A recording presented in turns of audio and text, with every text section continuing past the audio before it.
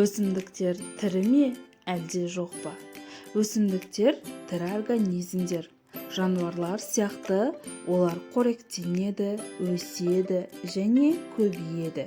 Өсімдіктер өте алуан түрлі. Олардың қатарына ұсақ балдырлар да, алып ағаштар да жатады.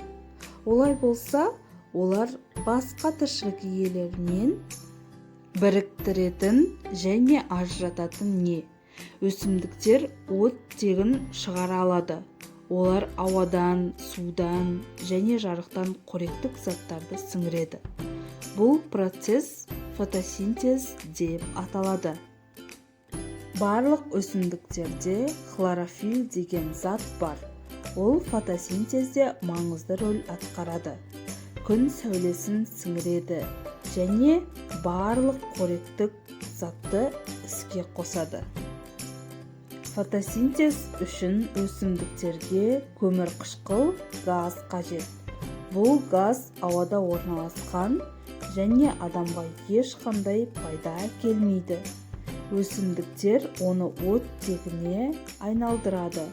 Онсыз ғаламшарда бірде-бір тіршілік иесі дем ала алмас еді.